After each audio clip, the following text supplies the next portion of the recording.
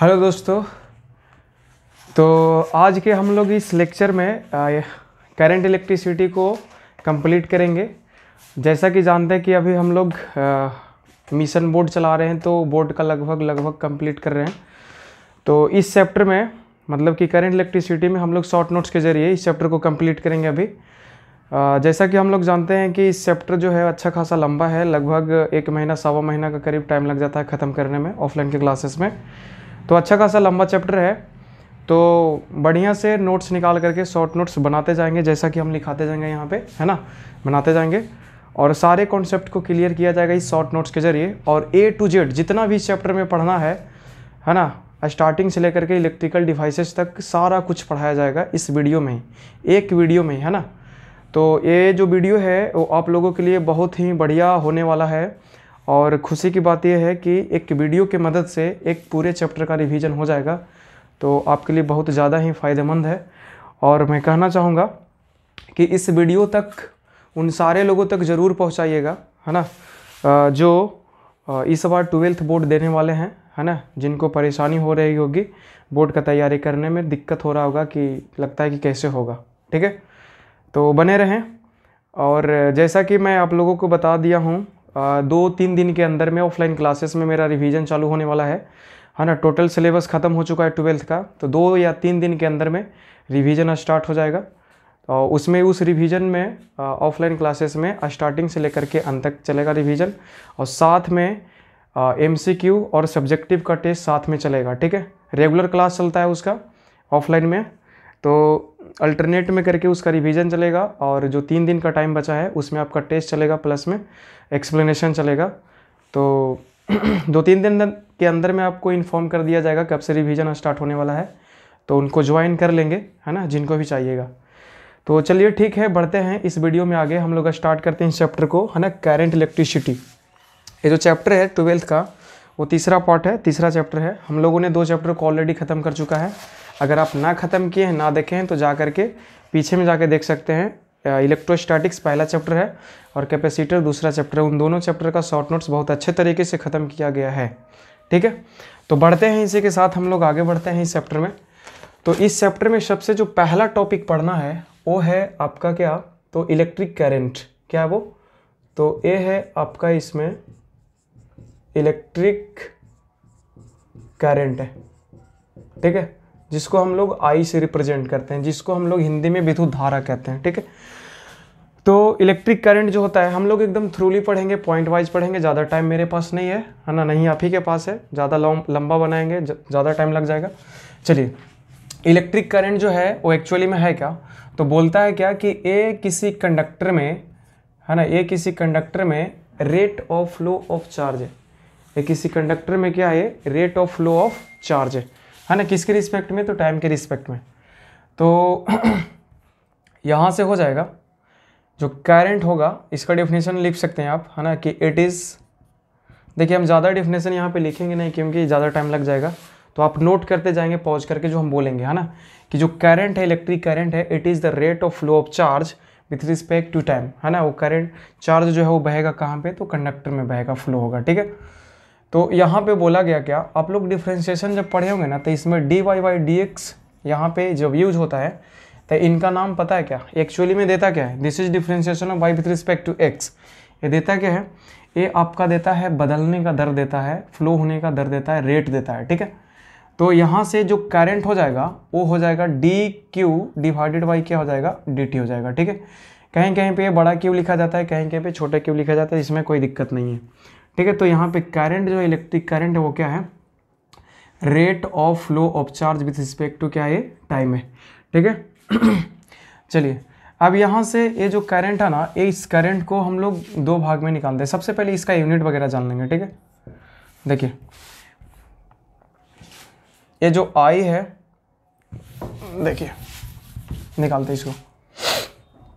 ये जो करंट है ना, इलेक्ट्रिक करंट है, इनको 2 पार्ट में हम लोग पढ़ेंगे, है ना। जैसे मान लीजिए कि एक कंडक्टर है, ठीक है, तो इसमें जो करंट चेक करने का तरीका होता है ना, वो 2 होता है, दो तरह का इसमें करंट चेक करने का तरीका होता है। एक जो होता है वो आपको कोई इसमें पूछ सकता है क्या कि बताइए कि इसमें 2 मिनट मतलब कि 120 सेकंड तक करंट पास किया गया था इधर से इधर तक, है ना। तो इसमें 61वां सेकंड में, है ना, कौन सा सेकंड में, 61वां सेकंड पे कितना करंट फ्लो हो रहा था, है ना, 12वां सेकंड में कितना हो रहा था। कहने का मतलब कि एक पार्टिकुलर टाइम पर जब पूछेगा ना आपसे इसमें कितना करंट फ्लो हो रहा था, है ना, तो उस हम लोग करंट को कहते हैं क्या, तो इंस्टेंटेनियस करंट कहते हैं उसको। क्या कहते हैं, इंस्टेंटेनियस करंट इसको कहा जाता है। कौन से करंट को कहा जाता है ना, तो this is the current eight a particular instant of time, है ना, फ्लोइंग थ्रू ए कंडक्टर, है ना, समय के किसी खास पल पे किसी कंडक्टर से जो धारा प्रवाह करती है, करंट प्रवाह करती है, उस धारा को, उस करंट को हम लोग क्या कहते हैं, इंस्टेंटेनियस करंट कहते हैं। बात समझ में आ गया। अच्छा, ये जो इंस्टेंटेनियस करंट है, देखिए कैसे कैसे क्या हो सकता है। मान लीजिए कि एक कंडक्टर से जो है वो कांस्टेंट करंट बह रहा है, आई बराबर कितना, 5 एम्पियर ऐसे करके बह रहा है, समझे ना, ठीक है। तो यहाँ से जो ए है आपका करंट जो है वो टाइम टू टाइम जो है वो चेंज नहीं कर रहा है। तो इसमें इंस्टेंटेनियस करंट जब 1 सेकंड पे पूछिए, 4 पे पूछिए, 5 पे पूछिए, 6 पे पूछिए, सबका सब क्या होगा, सेम होगा। अब दूसरा बात इसमें रह गया क्या कि मान लीजिए कि जो करंट है ना वो कुछ चेंज कर रहा है इस तरह से कि आई जो है वो कितना है, तो 3t इस तरह से एक फंक्शन से उभर रहा है, जहाँ पे t जो है वो क्या है, टाइम इन सेकेंड है। मतलब कि जब 0 सेकंड पे आप निकालेंगे इसमें, है ना, 0 सेकंड में कितना इसमें करंट बह रहा है, तो ये 0 बह रहा है, ठीक है। 1 सेकंड पे निकालेंगे तो कितना बह रहा होगा, 3 एम्पियर। 2 सेकंड पे निकालेंगे 3 दूना, है ना, 6 एम्पियर। तो इस तरह से जो करंट का जो वैल्यू है इस कंडक्टर में वो वेरिएबल होकर के क्या आ रहा है, बह रहा है। तो इस केस में जब आपको बोलना होगा इंस्टेंटेनियस करंट, तो देखिए 0 सेकंड पे आपका 0 है, 1 सेकंड पे कितना है, 3 है, दूसरे सेकंड पे कितना है, 6 एम्पियर है ना। तो ये आपका होता है इंस्टेंटेनियस करंट। हमने दोनों केसेस में बता दिया है कि जब कांस्टेंट रहेगा तब क्या होगा, जब वेरिएबल रहेगा, है ना, तब क्या होगा। मतलब सीधा सा बात जानिए कि किसी भी एक खास समय पे हम लोग जो करंट देखते हैं दैट इज इंस्टेंटेनियस करंट। देखिए अब इसमें जो दूसरा बात है कि मान लीजिए कि अभी जो जैसे करंट बह रहा था कि 0 एम्पियर, है ना, 3 एम्पियर, 6 एम्पियर, इस तरह से बह रहा था चेंज होकर के, ठीक है। तो इसमें आपको बोलेगा क्या कि मान लीजिए कि इसमें जो बहा है, करंट जो बहा है वो टोटल टाइम t के लिए बहा है, समझे ना। जो चार्ज बहा या करंट जो बहा है कितना टाइम के लिए, t टाइम इंटरवल के लिए बहा है। इसमें जो टोटल जो चार्ज ट्रांसफर हुआ है वो कितना हुआ है, q हुआ है, ठीक है। अच्छा, एक चीज़ ध्यान देंगे कि इंस्टेंटेनियस करंट जो है ना वो निकाला जाता है I is equal to d q divided by किससे, तो dt से। जब आप डिफ्रेंसिएशन पढ़े होंगे तो उसमें बताया गया होगा कि स्मॉल d का मतलब क्या होता है। या स्मॉल d का मतलब होता है वेरी वेरी स्मॉल डिफरेंस या चेंज, ठीक है। तो very small change in charge divided by very small change in क्या है, ये है ना, टाइम है। तो ये तो आपका करंट है जो इंस्टेंटेनियस निकल के आएगा। अगर यहाँ पे आप एवरेज करंट निकालेंगे तो यहाँ पे एवरेज जो करंट हो जाएगा, आई जो हो जाएगा, आई एवरेज जो हो जाएगा वो हो जाता है क्या, तो टोटल चार्ज फ्लो, है ना, total charge flow divided by क्या होता है, तो टोटल टाइम टेकन होता है। समझ में आया, टोटल टाइम क्या होता है, टेकन होता है। तो आई एवरेज बराबर क्या हो चुका है, तो total charge flow divided by क्या है, टोटल टाइम टेकन है। मतलब कि मान लीजिए कि इस टी टाइम इंटरवल में क्यू चार्ज फ्लो हुआ था, तो Q divided by total time taken कितना है, यहाँ पे टी है। तो ये आई एवरेज आ चुका है ना। अब इन दोनों फॉर्मूला से अगर आप यूनिट निकालना चाहते हैं करंट का, तो सब लोग जानते हैं एम्पियर होता है, बट यहाँ पे रिलेशन भी है। आई को लिखेंगे क्या, 1 एम्पियर, चार्ज को क्या लिखेंगे, है ना, 1 कूलम, नीचे में क्या हो जाएगा ये, है ना, टाइम का क्या हो जाएगा, सेकंड हो जाएगा, है ना। तो इस तरह से हम 1 एम्पियर को लिख सकते हैं क्या, 1 कूलम, है ना, पर सेकंड लिख सकते हैं, ठीक है। बढ़िया से समझ में आ रहा होगा, एकदम शानदार समझ में आ रहा होगा, है ना, अच्छे तरीके से।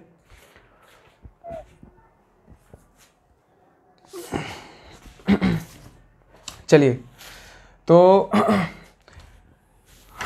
आगे में थोड़ा सा देखेंगे कि एक्चुअली में जो करंट है ना, इलेक्ट्रिक करंट जो है वो स्केलर है कि वेक्टर, इस बात पे हम थोड़ा ध्यान डालेंगे, ठीक है। देखिए हम लोग वेक्टर उस फिजिकल क्वांटिटी को कहते हैं जिसमें मैग्नीट्यूड होता है, डायरेक्शन होता है, और उसके साथ साथ में ये वेक्टर के नियमों को क्या करता है, तो पालन करता है, समझे। तो करंट में जो है, इलेक्ट्रिक करंट में मैग्नीट्यूड भी होता है ना, मैग्नीट्यूड होता है, और मैग्नीट्यूड के साथ साथ इसमें डायरेक्शन भी होता है। लेकिन दुख की बात यह है ना, कि ये वेक्टर के नियमों को पालन नहीं करता है ना। इट डज नॉट फॉलो और obey the vector law of addition और वेक्टर लॉज, ठीक है। तो जिसके कारण ये जो है इलेक्ट्रिक करंट जो है वो वेक्टर नहीं कहला पाता है, ठीक है, जिसके कारण जो वेक्टर है वो ये जो इलेक्ट्रिक करंट है वो वेक्टर क्वांटिटी नहीं कहला पाता है। याद रखिएगा, एक्सेप्शन है कि डायरेक्शन होते हुए इलेक्ट्रिक करंट जो है वो आपका वेक्टर क्वांटिटी नहीं है, क्या ये स्केलर है। तो याद रखेंगे ये क्या है, इलेक्ट्रिक करंट क्या है, तो स्केलर क्वांटिटी है। ठीक है, इलेक्ट्रिक करंट को आप लोग सिंपली जो है वो करंट बोल सकते हैं, कोई ज़रूरी नहीं कि इलेक्ट्रिक करंट ही बोलेंगे, शॉर्ट में इसको करंट भी बोलते हैं। तो एक ऐसा क्वांटिटी है, तो ये आपका है स्केलर क्वांटिटी। बात समझ में आया बढ़िया से कि ये वेक्टर क्यों नहीं है, क्योंकि वेक्टर के नियमों को पालन नहीं करता, उल्लंघन कर देता है। चलिए आगे, तो ये हो गया आपका क्या, इलेक्ट्रिक करंट का बात हो गया। ठीक है, अब थोड़ा सा इसमें हम लोग और जानेंगे क्या, देखिए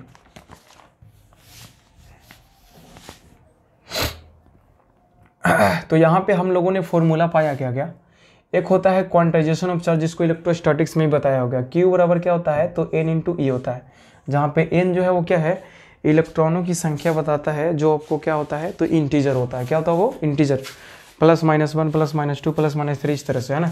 और E जो है उसको बोला जाता है फंडामेंटल यूनिट ऑफ चार्ज, जो मिलिकन एक्सपेरिमेंट में वो एक पार्टिकल पे कम से कम चार्ज को प्राप्त किया गया था, and that is equal to 1.6 × 10⁻⁻19 coulomb, है ना। अगर प्लस चार्ज रहेगा तो प्लस और माइनस चार्ज रहेगा तो माइनस। ठीक है, तो एक फॉर्मूला आपको यहाँ पे ये यूज होगा न्यूमेरिकल बनाने में, इसी केस में, है ना। दूसरा जो है Q बराबर हमने IT यूज़ किया है। तीसरा जो है वो I, देखिए यहाँ पे अभी ये चीज़ बताया गया था आपको कि I जो होता है Q डिवाइडेड बाई क्या होता है, T होता है। इसको I बोलिए आप, या तो फिर क्या बोलिए, I एवरेज बोलिए। अच्छा, ये जो फॉर्मूला है वो या तो I एवरेज के लिए होगा, या तो फिर ये फॉर्मूला किसके लिए होगा, तो वैसा कंडक्टर जिसमें जो करंट जो बह रहा होगा वो क्या बह रहा होगा, कांस्टेंट दर से बह रहा होगा, उसके लिए है। अगर करंट जो है ना, अलग अलग रेट से बह रहा है, या चार्ज जो है वो अलग अलग रेट से बह रहा है, देन हम लोगों को ये यूज करना होगा, dq डिवाइडेड बाई क्या यूज करना होगा, dt यूज करना होगा। ठीक है, कोई दिक्कत नहीं। तो चलिए अब यहाँ से थोड़ा सा और हम लोग जानेंगे क्या, कि मान लीजिए कि ये कोई कंडक्टर है, क्या ये चालक पदार्थ है, चालक तार है ना। इसमें इलेक्ट्रॉन जो हैं, कौन है, इलेक्ट्रॉन जो है, फ्री इलेक्ट्रॉन है, वो इस तरह से बह रहे हैं, इस डायरेक्शन में, फ्रॉम A टू B। तो याद रखेंगे कि जो करंट है वो इलेक्ट्रॉन के अपोजिट डायरेक्शन में बहता है ना। करंट जो है वो इलेक्ट्रॉन के अपोजिट डायरेक्शन में बहता है। ठीक है, अगर वही बात बोला जाए क्या, कि अगर इधर में आपका क्या चल रहा है, नेगेटिव चार्ज चल रहा है, तो पॉजिटिव जो चार्ज होगा वो इस डायरेक्शन में बह रहा होगा, क्योंकि दोनों जो अपोजिट डायरेक्शन में बहता है ना।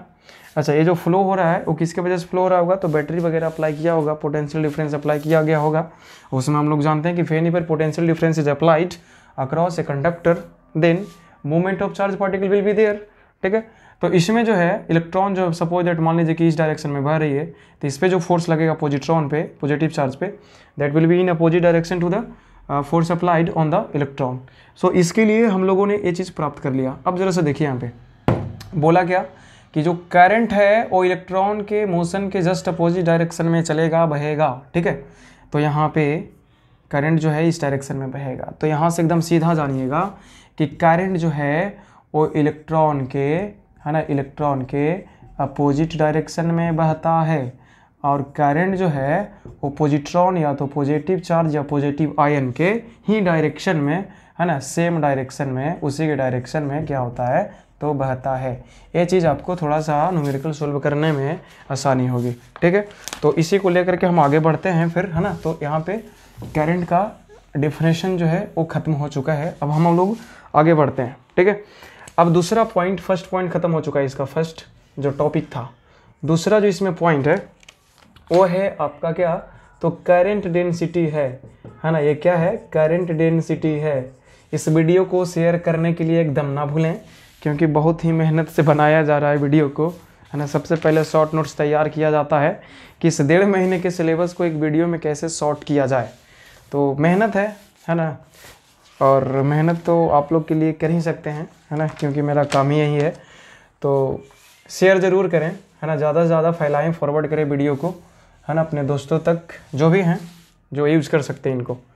यहाँ पे क्या है, करंट डेंसिटी। इस करंट डेंसिटी को हम लोग जे वेक्टर से डिनोट करते हैं, करंट डेंसिटी है। चलिए करंट डेंसिटी जो है ना, वो देखिए यहाँ पे हम डिफाइन करते हैं, इसको 2 पार्ट में डिफाइन करते हैं। ए मान लीजिए कि इस तरह से कंडक्टर है ना, ये क्या है, कंडक्टर, चालक पदार्थ है ना। इसमें मान लीजिए कि करंट जो है इस तरह से बह रहा है, फ्लो हो रहा है, एंट्री ले रहा है, और इधर से क्या ले रहा है, ये एग्जिट ले रहा है। बात समझ में आया? अच्छा, ये जो आपको दिख रहा है ना, ये आपका है क्रॉस सेक्शन एरिया, जिसको हिंदी में अनुप्रस्थ काट का क्षेत्रफल बोलते हैं। ठीक है, ये क्या है, एरिया ऑफ क्रॉस सेक्शन या तो क्रॉस सेक्शनल एरिया इसको बोलते हैं। याद रखेंगे यहाँ पे कि आई जो है वो परपेंडिकुलर टू द एरिया है। आई जो है वो क्या है, परपेंडिकुलर टू द एरिया है।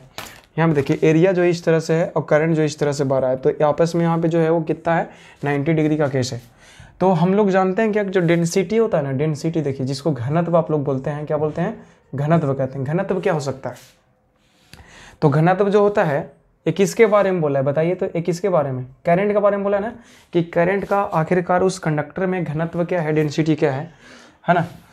तो यहाँ देखिए, तो इसका जो डेंसिटी हो जाएगा, जो जे हो जाएगा, वो हो जाएगा, किसका पूछ रहा है, करंट का पूछ रहा है ना, तो आई डिवाइडेड बाई क्या हो जाएगा, ए हो जाएगा। ठीक है, जैसे मैं आपको मास डेंसिटी पूछता है या तो एनर्जी डेंसिटी आपको डिफाइन किया गया होगा कहाँ पर, इलेक्ट्रोस्टैटिक्स में, उसमें बताया गया होगा कि जो एनर्जी डेंसिटी होता है, एनर्जी पर यूनिट वॉल्यूम को हम लोग क्या बोलते हैं, तो एनर्जी डेंसिटी कहते हैं, क्योंकि वहाँ पे वो 3D में रहता था।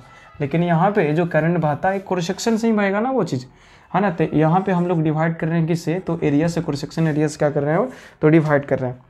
अच्छा, याद रखेंगे कि ये जो पास कर रहा है ना, ये वही वाला एरिया लेना है जो आपका करंट का क्या हो, करंट के फ्लो के डायरेक्शन का क्या हो, परपेंडिकुलर हो। तो इसका डिफिनेशन अगर हो जाएगा, बोलना चाहेंगे तो कि the flow of current per unit cross section area, है ना, द करंट फ्लो या flow of current per unit cross section area को हम लोग क्या कहते हैं, तो करंट डेंसिटी कहते हैं, और वो भी परपेंडिकुलर होना चाहिए। याद रखिएगा क्या होना चाहिए, परपेंडिकुलर होना चाहिए। ठीक है, जैसे मान लीजिए कि इसका जो एरिया है यहाँ पे कितना है, मान लीजिए कि 20 mm स्क्वायर है, और यहाँ जो करंट बह रहा है मान लीजिए कि 10 एम्पियर बह रहा है। ठीक है, तो जे बराबर यहाँ पे आ जाएगा कितना, 10 एम्पियर डिवाइडेड बाई कितना, 20 mm स्क्वायर, है ना। कभी गलती मत कीजिएगा, पूरा चीज़ SI में भरेंगे, तो भरे नहीं है फिर भी हम कन्वर्ट कर देंगे यहीं पे 20, इस mm को mm स्क्वायर को mm का होल स्क्वायर लिख सकते हैं, है ना। अब जरा देखिए 10 एम्पियर डिवाइडेड बाई 20 इंटू, अंदर में क्या है, कुछ नहीं तो 1 mm है, और 1 mm को मीटर में क्या लिख सकते हैं हम, 10 के पावर कितना, -3 मीटर लिख सकते हैं। इसका स्क्वायर कीजिए, तो यहाँ से 10 एम्पियर डिवाइडेड बाई कितना, नीचे में 20, और 10 के पावर कितना आ जाएगा, नीचे में है -6, ये क्या आ जाएगा, मीटर स्क्वायर हो जाएगा। 10/20 ऊपर में चला जाएगा, 10 के पावर कितना, 6, और नीचे में, ऊपर में एम्पियर, नीचे में क्या हो जाएगा, मीटर स्क्वायर, है ना। Calculate this value and whatever you will get that will be your answer of the value of J. तो ये जो है आपका कैलकुलेशन करने का तरीका है ना। चलिए, तो यहाँ पे जो डेंसिटी है करंट का वो क्या बोला है, कुछ नहीं बोला, बोला क्या कि per unit cross sectional area में कितना करंट बह रहा है, उसी को हम लोग क्या कहते हैं, तो करंट डेंसिटी कहते हैं। याद रखिएगा कि परपेंडिकुलर होना चाहिए। अच्छा, अब मान लीजिए कि परपेंडिकुलर जो क्रॉस सेक्शन है वो नहीं है, तो क्या कीजिएगा, है ना। तो इस केस में देखिए हम लोग कैसे डिफाइन करेंगे। मान लीजिए कि जो कंडक्टर है वो कुछ इस तरह से था, ठीक है ना, इसमें करंट जो इस तरह से बह रहा था, ऐसा है, एकदम ऐसा है, और इंक्लाइन कीजिए इसको, तब मजा आएगा, है ना। फिगर जो फिगर होगा वो क्या होगा, एकदम क्लियर होगा। ये आपका क्या है, this is the direction of current. आप लोग जब इलेक्ट्रोस्टैटिक्स में पढ़ रहे थे तो उसमें आपको एरिया वेक्टर के बारे में पढ़ाया गया होगा ना, कि एरिया जो है वो क्या है, एक वेक्टर क्वांटिटी है।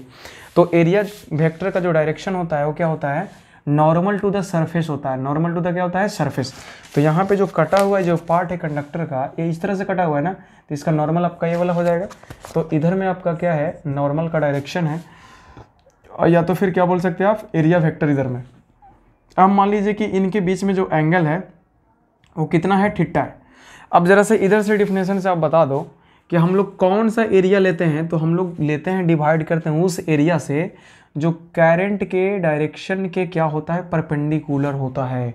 मतलब कि इस एरिया को, ये जो आप एरिया देख रहे हो ये वाला, इसको दो पार्ट में बांटा जाएगा, है ना।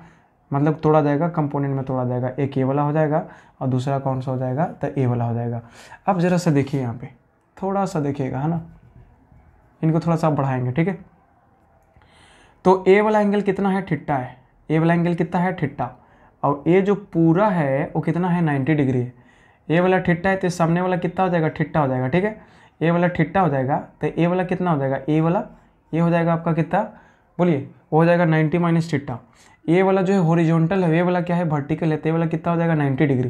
ये वाला है आपका कितना 90 डिग्री माइनस ठिट्टा, ये वाला 90, तो ये ऊपर वाला जो एंगल है वो कितना हो जाएगा, तो ठिट्टा हो जाएगा, ठीक है। कितना हो जाएगा, ठिट्टा। तो हम सारे थोड़ा सा फिगर को हम क्लियर कर रहे हैं, ठीक है। देखिए जरा सा, तो ये जो ऊपर वाला एंगल निकल के आया है, कितना निकल के आ गया, तो ठिट्टा निकल के आ गया। अब जरा सा बात करेंगे वेक्टर, आप जानते हैं वेक्टर बहुत बढ़िया से जानते हैं। अब इस एरिया को, यहाँ पे जो एरिया दिया गया है, जो तिरछा एरिया है, मान लीजिए क्या है, ये एडेस है, कितना है, एडेस। अब इस एडेस एरिया को आप दो पार्ट में तोड़िए, तो ये जो कंपोनेंट है वो टूट जाएगा किस में, तो सटा कॉस में टूट जाएगा। तो ये जो एरिया आएगा that will B A dash into कितना, कॉस ठिट्टा। और ये जो नीचे वाला आएगा, ए वाला पार्ट, ये क्या हो जाएगा, ए डैश इंटू साइन ठिट्टा हो जाएगा, ठीक है। तो ए वाला एक पार्ट आ गया, एक ए वाला आ गया। अब ये जरा बताइए हमको कि जो डेंसिटी आप निकाल रहे हैं, करंट डेंसिटी, उसमें ए वाला एरिया यूज होगा कि आपका ये नीचे वाला ए वाला एरिया जो कंपोनेंट टूटा वो वाला यूज होगा, ए वाला यूज होगा।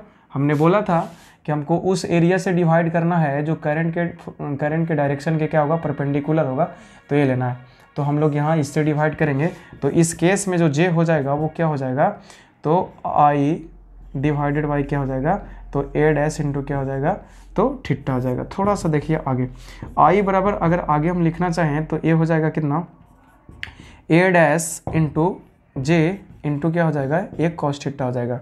ज़रा सा आप देखिएगा, ये जो ए डैश है ए भी वेक्टर है और ए भी वेक्टर है, ठीक है। ये दोनों क्या है, आपस में वेक्टर है। और ये साथ में क्या है, कॉस थीटा लगा हुआ है, तो हम लोग लिख सकते हैं क्या कि ए डैश वेक्टर और डॉट क्या हो जाएगा ये, तो जे वेक्टर हो जाएगा, जो ए dash into J into cos theta के बराबर है, जहाँ पे थीटा जो है this is the angle between direction of flow of current and, है ना, एंड एरिया वेक्टर, है ना। इसको ए डैश लिखेंगे आप, ठीक है। अच्छा से समझ में आया होगा। तो यहाँ पे जो आपका जो करंट डेंसिटी है ये क्या है, तो एक वेक्टर क्वांटिटी है। क्या है ये, एक वेक्टर क्वांटिटी है, कोई दिक्कत नहीं होना चाहिए। इसमें डायरेक्शन होता है, क्या होता है, इसमें डायरेक्शन होता है। चलिए यहाँ से भी आपको देखिए प्रूफ हो रहा है कि जो इलेक्ट्रिक करंट है वो आपका क्या है, तो स्केलर क्वांटिटी है, क्योंकि हम लोग जानते हैं कि दो वेक्टर क्वांटिटी का जो डॉट प्रोडक्ट जो होता है वो क्या होता है, स्केलर क्वांटिटी यहाँ पे निकल के आएगा रिजल्ट, इसलिए क्या होता है, स्केलर होता है। इधर से भी प्रूफ हो रहा है। अब हम लोग आगे बढ़ते हैं, है ना। करंट डेंसिटी को हम लोग ख़त्म कर चुके हैं। अब हम लोग चलते हैं कहाँ पे, तो ड्रिफ्ट वेलोसिटी में चलते हैं। एकदम शानदार कॉन्सेप्ट है।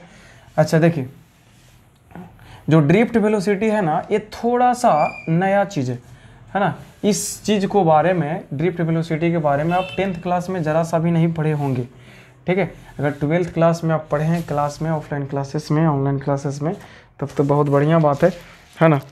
चलिए हम लोग बात करते हैं ड्रिफ्ट वेलोसिटी का। तीसरा टॉपिक है आज का इस सेशन का, है ना। क्या है, ड्रिफ्ट वेलोसिटी, है ना, जिसको हम लोग रिप्रेजेंट करेंगे किससे, तो VD से। अच्छा पीछे में छूट गया है कि अगर आपको करंट डेंसिटी का यूनिट पूछ दिया जाए तो क्या निकल के आया था, I divided by A cos theta, से कुछ निकल के आया था ना, ए डैश कॉस थीटा। तो आई का कितना है, हो जाएगा, ये हो जाएगा एम्पियर, एरिया का कितना हो जाएगा, मीटर स्क्वायर। कॉस थीटा का कुछ यूनिट होता नहीं, तो इसका यूनिट आ जाएगा कितना, एरिया पर मीटर स्क्वायर निकल के आ जाएगा, ठीक है। तो हम लोग चलते हैं यहाँ पे अब ड्रिफ्ट वेलोसिटी में, है ना। मैं एक बात आपको याद दिला दूँ कि जब आप वीडियो देख रहे हैं ना, तो वीडियो पूरा देख लेने के बाद या तो फिर देखते देखते कमेंट करने के लिए ना भूलें, ठीक है। आपको कहीं पे दिक्कत हुआ वो बताइए, क्या इसमें अच्छा लगा, शानदार लगा वो बताइए, मतलब कमेंट करना है, ठीक है। वीडियो के बारे में बताना है, चुपचाप देख करके निकल ना जाइएगा, ठीक है। तो चलिए आगे बढ़ते हैं। इसमें ड्रिफ्ट वेलोसिटी के बारे में बहुत ही मस्त चीज़ है ना। देखिए ध्यान से समझिएगा, है ना, एकदम आराम से समझिएगा कि ड्रिफ्ट वेलोसिटी आखिरकार है क्या। हम लोग जानते हैं, मान लीजिए कि ए जो है ना वो क्या है, एक कंडक्टर है।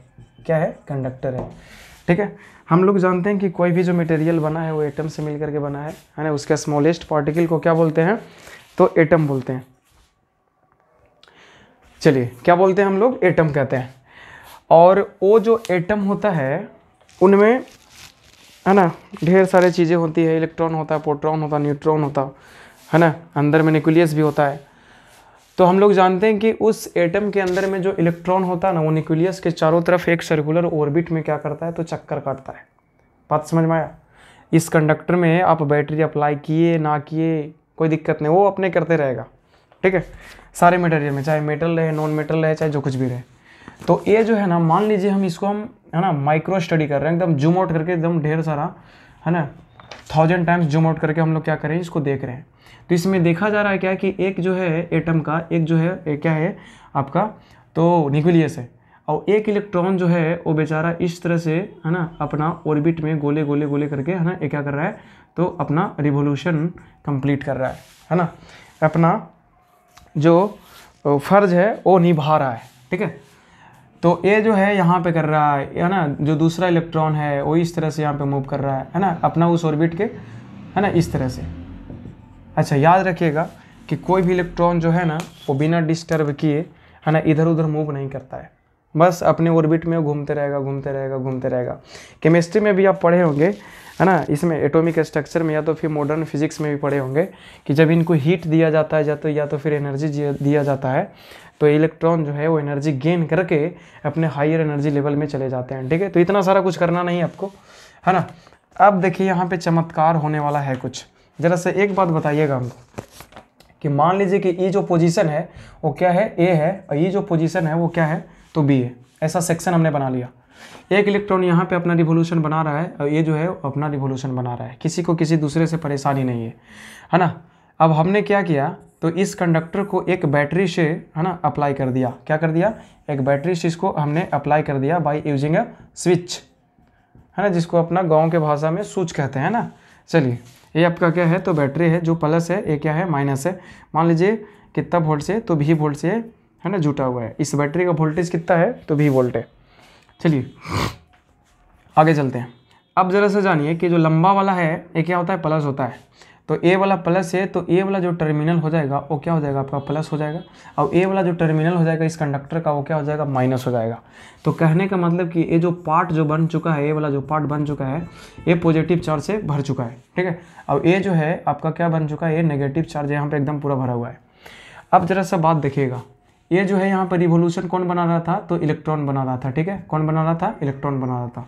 कंडक्टर के केस में आप जानते होंगे कि फ्री इलेक्ट्रॉन जो होता है वो होता है, फ्री इलेक्ट्रॉन जो होता है वो अपना फ्री रहता है ना, बस उसको बुलावा चाहिए वो तुरंत चला जाएगा, ठीक है।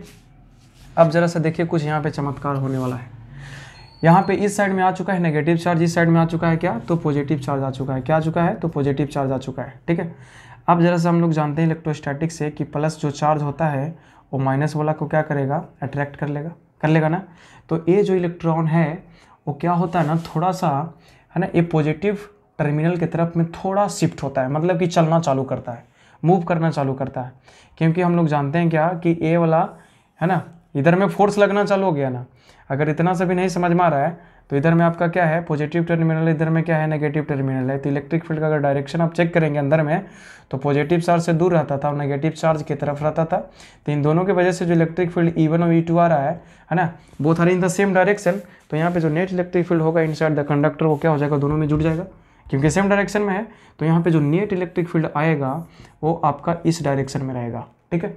आपको बताया गया होगा कि अगर एक इलेक्ट्रिक फील्ड में, एक्सटर्नल इलेक्ट्रिक फील्ड में है ना नेगेटिव चार्ज को रख दिया जाता है, तो उस पर उसके अपोजिट डायरेक्शन में, इलेक्ट्रिक फील्ड के अपोजिट डायरेक्शन में एक फोर्स लगता है, and that force is equal to E into Q.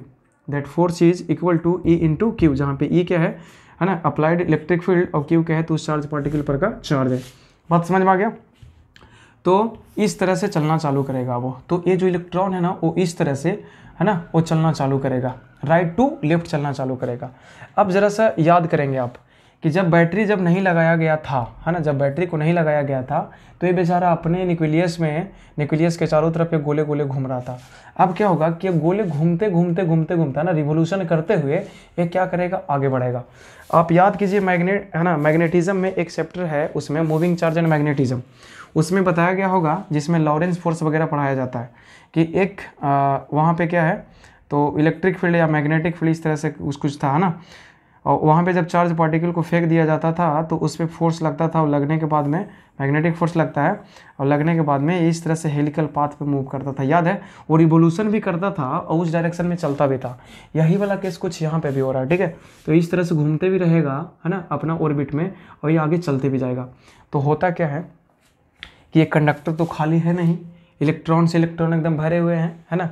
तो होता क्या है कि ए वाला इलेक्ट्रॉन जो है ना वो जा करके दूसरे इलेक्ट्रॉन से क्या करता है, वो टकरा जाता है, दूसरे कंस्टिट्यूएंट पार्टिकल से जा करके एटम से क्या हो जाता है, टकरा जाता है। और टकराने के बाद में तो आपको पता है कि एक पार्टिकल या एक बॉडी जब दूसरे बॉडी से जाकर टकराता है तो इसके पास जो कुछ भी एनर्जी होता है अपना पैकेट झाड़ करके उसको ट्रांसफ़र कर देता है, पूरा का पूरा एनर्जी, है ना। तो यही कुछ इसमें भी होता है। तो ए इलेक्ट्रॉन जो है वो इस तरह जो है वो बढ़ना चालू कर दिया, ठीक है। और बढ़ जाने के बाद में क्या हुआ कि ए जाके मान लीजिए कि ये जो इलेक्ट्रॉन है, ये इलेक्ट्रॉन नंबर जो 1 था वो जाके इस वाले इलेक्ट्रॉन से या तो एटम से, कोई ज़रूरी नहीं है कि इलेक्ट्रॉन है ना, एटम से जाके क्या करता है, कोलाइड करता है, कोलिजन करता है। बहुत ही खतरनाक अंदर में मोशन होता है, ठीक है। याद कीजिएगा कि इस डायरेक्शन में चलने के लिए जो स्टार्टिंग किया है वो u बराबर 0 था, स्पीड इसका कितना था, u बराबर 0। बात समझ रहे हैं ना आप। एक कौन से डायरेक्शन में इसका वेलोसिटी लिया गया है, तो along the length of the conductor. ऐसे तो वो चल ही रहा था और अपना ऑर्बिट पे, वो वाला वेलोसिटी से हमको कुछ मतलब नहीं है, हमको मतलब है इस वाली वेलोसिटी से, अलोंग द लेंथ का वेलोसिटी से हमको मतलब है। तो u बराबर यहाँ पे कितना है मालूम है आपको, 0 मालूम है। अच्छा, यहाँ पे फोर्स आपका कितना लग रहा था, तो F is equal to E into q के बराबर लग रहा था, ठीक है। इलेक्ट्रिक फील्ड तो जनरेट हो ही जाएगा यहाँ पे। अच्छा, ये मान लीजिए कि यहाँ पे कंडक्टर का जो लेंथ है वो कितना है, तो L है। तो यहाँ पे इलेक्ट्रिक फील्ड भी लग रहा था। अब इलेक्ट्रिक फील्ड की वजह से यहाँ पे फोर्स लगा, फोर्स की वजह से यहाँ पे कुछ एक्सेलरेशन होगा, और उस एक्सेलरेशन की वजह से हम लोग जानते हैं कि किसी वस्तु में अगर एक्सेलरेशन होता है तो उसमें समय के साथ साथ वेलोसिटी क्या होता है, वो चेंज होता है, बढ़ता है ना, अगर पॉजिटिव एक्सेलरेशन हो तो। अच्छा, तो इसमें वेलोसिटी हमको मालूम हो गया कि यहाँ से जैसे जैसे आगे बढ़ना है ना, बढ़ता गया, है ना, तो क्या हुआ, इसका वेलोसिटी बढ़ता गया जब तक ये टकराया नहीं, मतलब कि बिफोर टकराने से जस्ट पहले तक का इसका वेलोसिटी क्या हुआ है, तो बढ़ा है, समझे ना। तो होता क्या है ना कि यहाँ पर वेलोसिटी इसका 0 था और जैसे जैसे आगे चलता गया उसके बाद में वेलोसिटी जो है वो क्या होते गया, इसका मैक्सिमम होता गया, फिर से जब टकराया तो इसका वेलोसिटी क्या हो गया, 0 हो गया, ठीक है। तो यहाँ से लेकर के यहाँ तक जो वेलोसिटी में वेरिएशन हुआ है ना, तो इस जर्नी में देखिए ये आपका यहाँ से स्टार्ट किया, ये जाके यहाँ पे कोलाइड कर चुका है, ठीक है। तो मान लीजिए कि ये जो डिस्टेंस कवर किया है, कितना कवर किया है, तो लैम्डा कवर किया है, ठीक है। इसको बोला जाता है इसको फ्री मीन पाथ कहा जाता है इसको, है ना। इसको क्या बोलते हैं हम लोग, फ्री मीन पाथ कहते हैं, है ना। तो इसमें जो टाइम लगता है, यहाँ से यहाँ जाने में टाइम लगता है, जो कोलिजन करने में टाइम लगता है उसको क्या बोलते हैं हम लोग, टाउ बोलते हैं, जिसको हम लोग टाइम कांस्टेंट भी कहते हैं।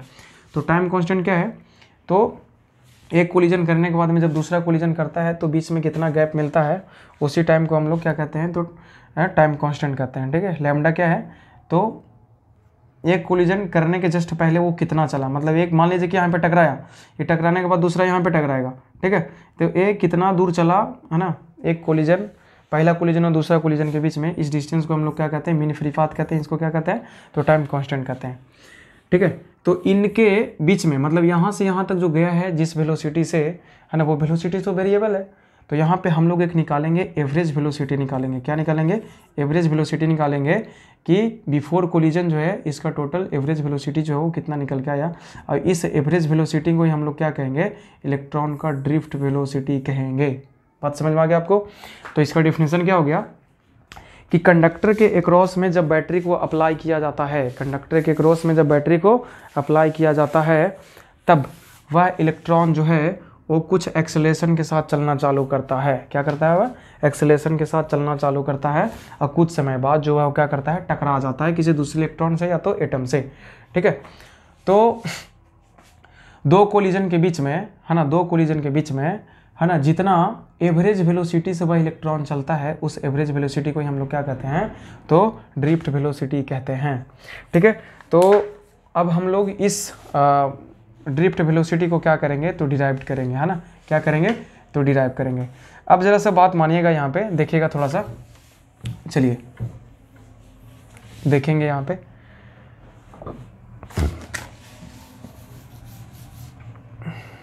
ये आपका क्या है, कंडक्टर है, इसमें नीचे में V वोल्ट का बैटरी जोड़ा गया, इसका लेंथ कितना है, तो एल है।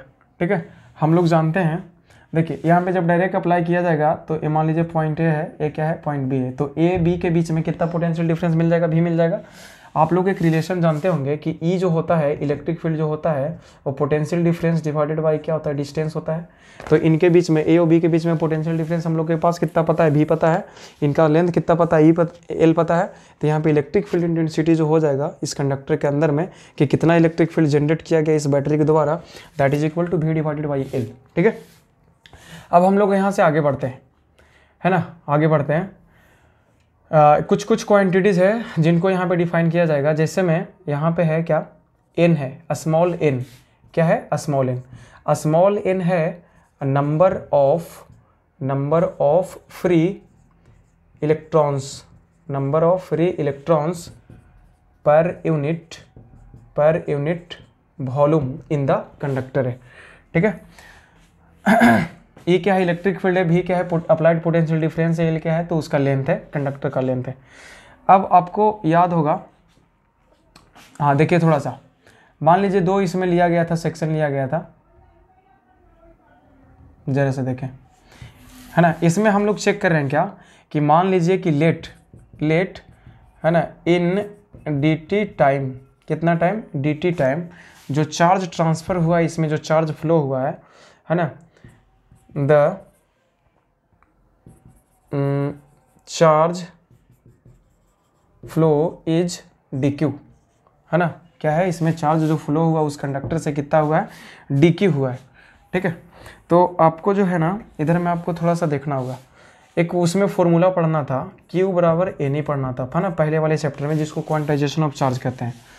तो हम लोग को इसमें अगर निकालना पड़े क्या, कि इस डी टी टाइम में Q कितना फ्लो हुआ, तो इसको क्या लिखेंगे, डी क्यू लिखेंगे, क्योंकि ऊपर में ही बोल दिया है कि इस डी टी टाइम में कितना चार्ज फ्लो हुआ है, तो आपको क्या हुआ है इसमें, तो डी क्यू हुआ है डी टी टाइम में। तो यहाँ पे एन जो था वो क्या था, तो नंबर ऑफ इलेक्ट्रॉन्स था, लेकिन यहाँ पे जो एन है वो क्या है, number of free electrons per unit volume है। याद कीजिएगा क्या, ये पर यूनिट वॉल्यूम है। तो ये d q is equal to हो जाएगा, ये एन जो है एक्चुअली में क्या है, तो एन इंटू क्या करना पड़ेगा, तो वॉल्यूम ऑफ द है ना, वॉल्यूम ऑफ द कंडक्टर करना पड़ेगा। अब ये जो वॉल्यूम ऑफ द कंडक्टर है वो कितना देर में, तो इन डी टी टाइम में जो ट्रेवल किया है डिस्टेंस है ना, उतना टाइम में कितना वॉल्यूम कवर किया है, मान लीजिए यहाँ से यहाँ कवर किया है, तो वो वाला वॉल्यूम है। तो ए जो निकला है, ए अभी क्या निकला, तो एन निकला है, ए क्या निकला, एन। यहाँ पे एन, अब एन जो है वो दोनों अलग है, याद कीजिएगा। तो ए जो निकल चुका है वो क्या निकल चुका है, तो एन निकल चुका।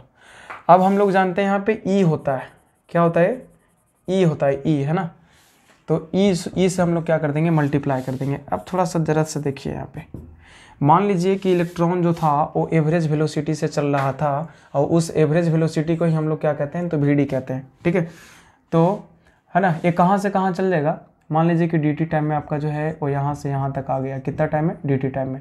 तो ये जो डिस्टेंस ट्रेवल हो जाएगा यहाँ से यहाँ तक का जो डिस्टेंस ट्रेवल होगा, वो हम लोग डिस्टेंस इज इक्वल टू कितना जानते हैं, डिस्टेंस बराबर जानते हैं वेलोसिटी इंटू क्या जानते हैं, टाइम जानते हैं।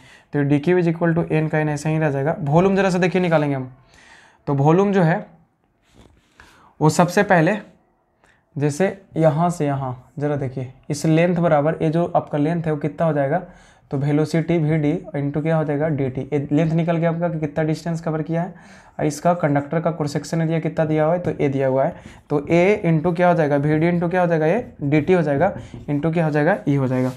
अब आप लोगों को पता होगा कि इस डी टी को जब इधर में डिवाइड किया जाए, D q divided by D T किया जाए, तो यहाँ से आ जाएगा एन इंटू ई इंटू ए इंटू क्या हो जाएगा, ये वी डी हो जाएगा।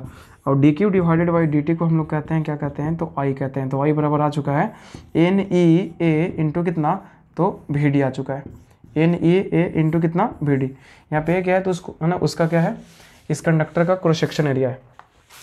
तो ये आपका ड्रिफ्ट वेलोसिटी का पहला फॉर्मूला निकल चुका है। ठीक है, ड्रिफ्ट वेलोसिटी का पहला फॉर्मूला निकल चुका है करंट के साथ में रिलेशन में।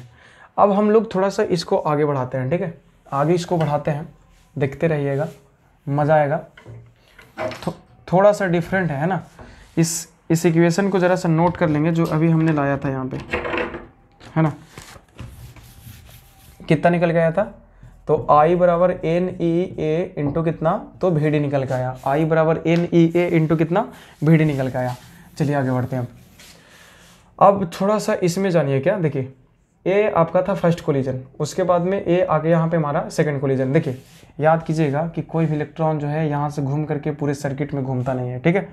ये क्या करता है, यहाँ से उठ के इसमें कोलाइड किया, उसके बाद ए वाला जो है उसमें कोलाइड किया, उसके बाद इसमें कोलाइड किया। इसी तरह से एनर्जी का ट्रांसफर होता है from battery to the conductor, ठीक है। चलिए तो इनके बीच में जो रास्ता का लंबाई है इसको हम लोग कहते हैं मीन फ्री पाथ कहते हैं, लैम्डा कहते हैं। ये कितना टाइम लेता है यहाँ से यहाँ जाने में, तो टाउ लेता है। कितना लेता है, टाउ टाइम लेता है, ठीक है। अब जरा से ये बताइए कि एवरेज वेलोसिटी का जो फॉर्मूला होता है, किसका, एवरेज वेलोसिटी का, किसका बोलिए, एवरेज वेलोसिटी का, वो होता है डिस्टेंस ट्रेवल, टोटल डिस्टेंस, या तो नेट डिस्प्लेसमेंट डिवाइडेड बाय क्या होता है, टाइम टेकन। तो यहाँ पे डिस्टेंस ट्रेवल कितना है, लैम्डा, और यहाँ पे टाउ जो है वो क्या है, टाइम है। अब इसी एवरेज वेलोसिटी को हम लोग क्या बोल रहे हैं, तो वी डी बोल रहे हैं, ठीक है। थोड़ा सा आगे बढ़ेंगे अब यहाँ से हम। एफ बराबर कितना होता है, मास इंटू एक्सेलरेशन होता है, ठीक है। इस पे नेट जो फोर्स लग रहा था वो कितना लग रहा था, तो E इंटू क्यू के बराबर, और क्यू बराबर कितना है, इलेक्ट्रॉन पे चार्ज कितना होता है, E के बराबर होता है, and that is equal to m into a. M क्या है यहाँ पे, इलेक्ट्रॉन का मास है, तो ए बराबर आ चुका है यहाँ से ई डिवाइडेड बाई कितना, एम। चलिए अब हम क्या करेंगे कि इस टी टाइम में, टाउ टाइम में कितना डिस्टेंस ट्रेवल किया है उसको जरा सा लिखेंगे हम, फॉर्मूला लगाएंगे, काइनेमेटिक्स लेकर के चलेंगे। तो एस बराबर होता है, जिस इसमें एक्सेलेरेशन हो रहा था ना, एक्सेलेरेशन कितना हो रहा था, ए हो रहा था, तो एस बराबर यू टी प्लस कितना होता है, हाफ ए टी स्क्वायर होता है।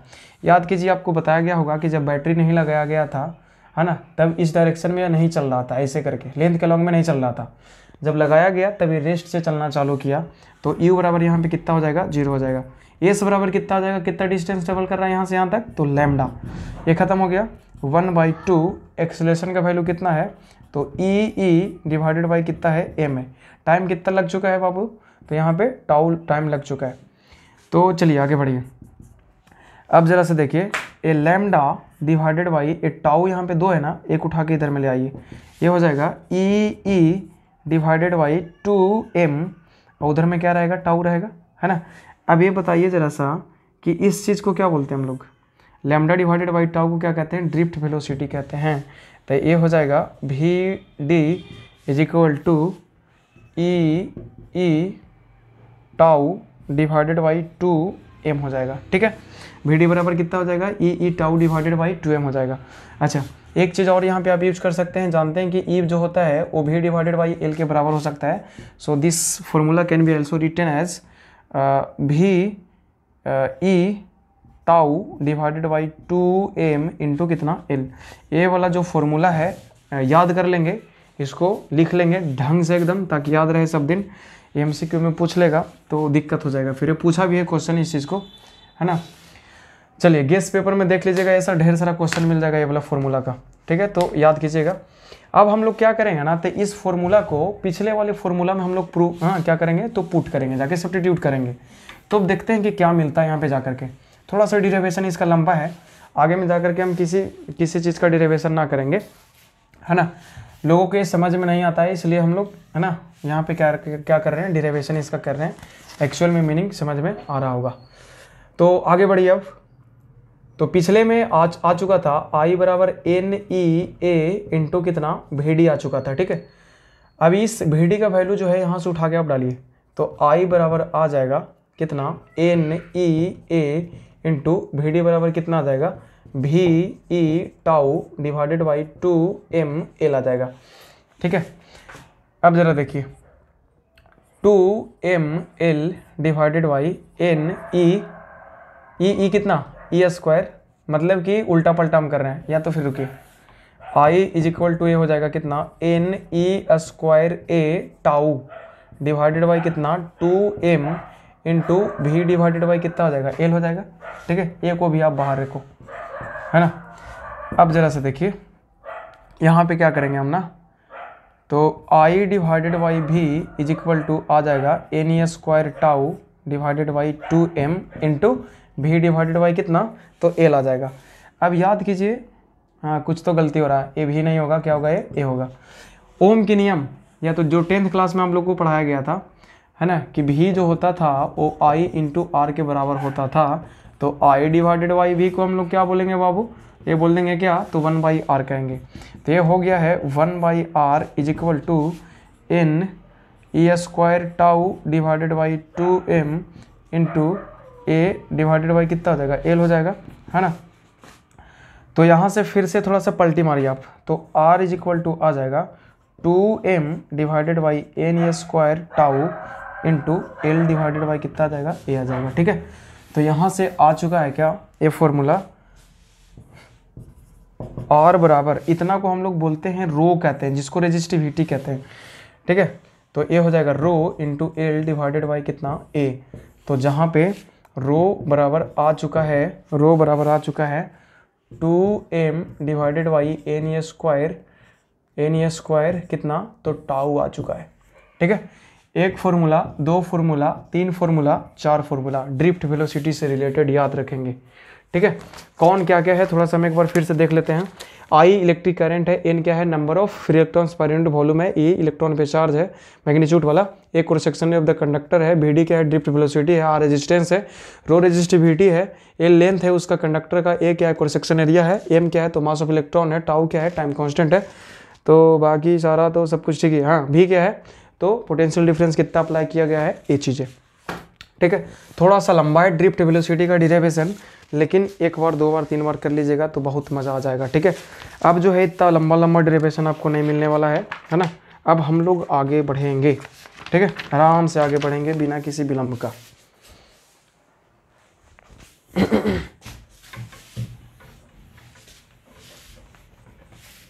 ये तीनों चारों जो फॉर्मूला है वो नोट कर लेंगे आप ढंग से एकदम एक जगह पे।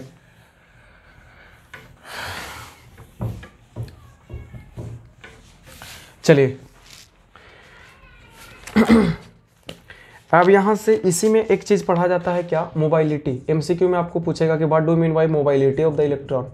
मोबाइलिटी जो होता है वो होता है आपका क्या, ड्रिफ्ट वेलोसिटी। ये होता है क्या, drift velocity, drift velocity per unit applied electric field होता है ना, इलेक्ट्रिक फील्ड होता है। तो कहने का मतलब कि जो मोबाइलिटी होगा वो ड्रिफ्ट वेलोसिटी डिवाइडेड बाय क्या हो जाएगा, अप्लाइड इलेक्ट्रिक फील्ड हो जाएगा। इतना बराबर आप क्या लिख सकते हैं, वी डी, है ना। ई बराबर क्या होता है, वी डिवाइडेड बाई एल, तो ये हो जाएगा v d divided by v into कितना, एल। वी डी क्या है, ड्रिफ्ट वेलोसिटी, वी क्या applied voltage across the conductor, अब एल क्या है आपका, तो उसका लेंथ है, कंडक्टर का लेंथ है। तो ये आपका क्या होता है, मोबाइलिटी होता है।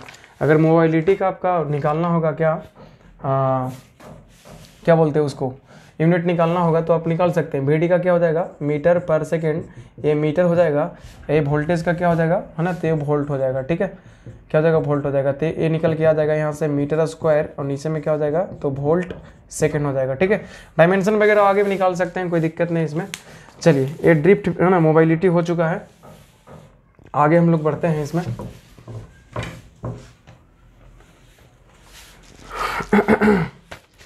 चलिए अब हम लोग देखते हैं चौथे पॉइंट में कि फैक्टर्स अफेक्टिंग द रेजिस्टेंसेस, है ना, फैक्टर्स, है ना, affecting, factors affecting the resistance, resistance को प्रभावित करने वाले कारक कौन कौन से हैं।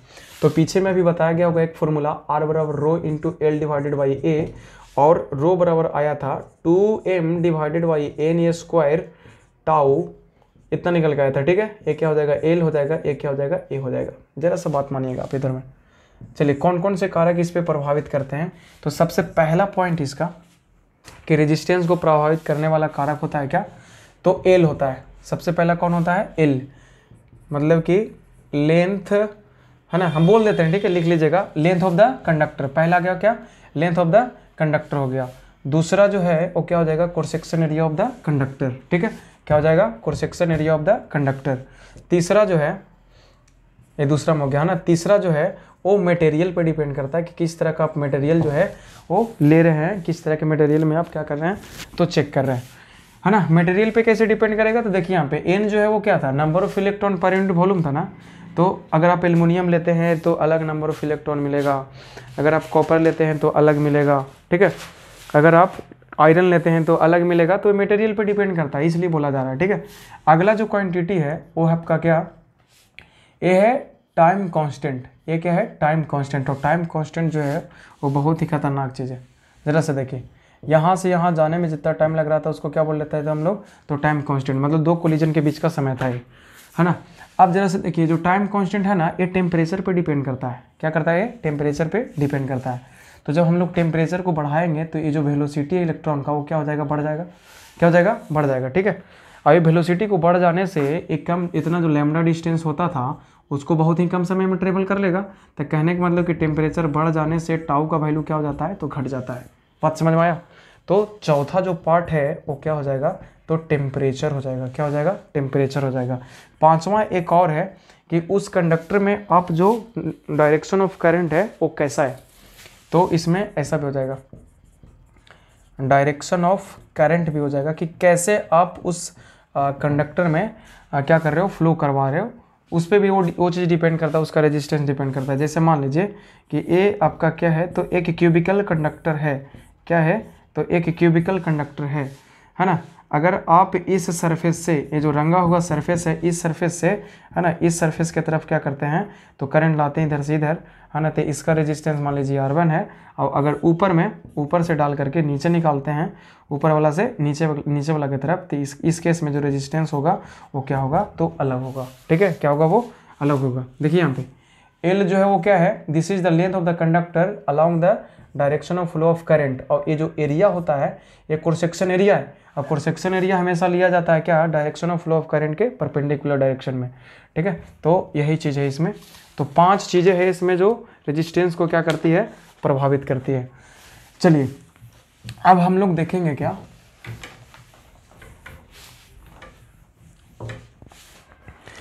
हाँ अगला देखेंगे हम लोग चेंज इन 5वां नंबर में, इसी टॉपिक से रिलेटेड है। चेंज इन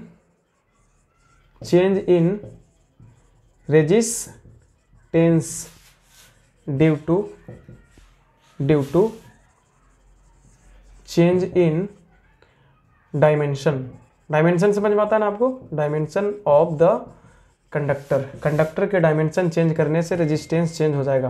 डायमेंशन क्या है, तो भाई लेंथ और एरिया उसका, ठीक है। एल और ए को आप चेंज करेंगे तो जाहिर सी बात है कि क्या हो जाएगा, आर जो है वो चेंज हो जाएगा, ठीक है। तो बहुत ही बढ़िया क्वेश्चन इससे पूछा जाता है बोर्ड में, या कहीं पे भी पूछा जाता है इससे। मान लीजिए कि अभी इसका जो एरिया था इस कंडक्टर का, है ना, इसका जो एरिया था वो कितना था, क्रॉस सेक्शन एरिया ए था, और इसका जो लेंथ था वो कितना था, एल था। मान लीजिए कि इसको खींच करके, है ना, खींच करके टेंशन फोर्स लगा करके इसका जो लंबाई है वो क्या कर दिया गया, बढ़ा दिया गया। क्या कर दिया गया, बढ़ा दिया गया। तो इसका लंबाई मान लीजिए कितना हो गया, एल डैश हो चुका है, ठीक है। अच्छा, इसका एरिया जो है वो क्या हो जाएगा, बढ़ जाएगा, घट जाएगा, घट जाएगा, क्योंकि अब टानेंगे तो इसका एरिया जो है वो क्या हो जाएगा, घट जाएगा, ठीक है। इस चीज़ को प्रैक्टिस जो है अब बचपन में या तो अभी भी कर रहे होंगे रूम पे, है ना, कि जब आटा सानते हैं रोटी बनाने के लिए तो इस तरह से एक लंबा सा इस तरह से बनाते हैं एज ए सिलेंडर। उसके बाद में धीमे धीमे करते हैं, क्या पतला करते हैं, तो इसका लंबाई बढ़ता है, तो इसका क्रॉस सेक्शन एरिया जो है वो क्या होता है, घटते जाता है, मतलब इसका मोटाई घटते जाता है। तो इसका जो एरिया है वो मान लीजिए क्या हो गया, एडेस हो चुका है। अब जरा से एक बात बताइएगा इसमें, हाँ यहाँ पर मान लीजिए कि इसका जो रेजिस्टेंस था वो कितना था, आर था, इसका रेजिस्टेंस कितना हो चुका है, आर डैश हो चुका है, ठीक है। तो आपको यही रिलेशन बताना है कि आर डैश जो है वो कैसे चेंज किया या तो कितना चेंज होकर के आया है, इस चीज़ को हम बात अभी जिक्र कर रहे हैं। आप एक बात इसमें समझ रहे होंगे कि इस तरह से जब खींचा गया है तो इस कंडक्टर के वॉल्यूम में किसी तरह का ना लॉस हुआ है, ना ही गेन हुआ है, मतलब इसका वॉल्यूम जो था वो अभी भी है, हाजिर है, ठीक है। तो आप जानिए कि सिलेंडर का जो वॉल्यूम होता है, वॉल्यूम जो होता है सिलेंडर का वो कितना होता है, तो क्रॉस सेक्शन एरिया याद कीजिए, pi into r square into कितना हो जाता है, एच। तो जो पाई आर स्क्वायर है वो है क्या, this is the area of cross section, ठीक है। अब एच क्या है, तो इसका लेंथ है, तो यहाँ से इसका जो वॉल्यूम हो जाएगा वो कितना हो जाएगा, तो एरिया इंटू लेंथ के बराबर। अच्छा, इसका वॉल्यूम के बराबर उसका वॉल्यूम हो जाएगा, तो a dash into l dash के बराबर हो जाएगा, ठीक है।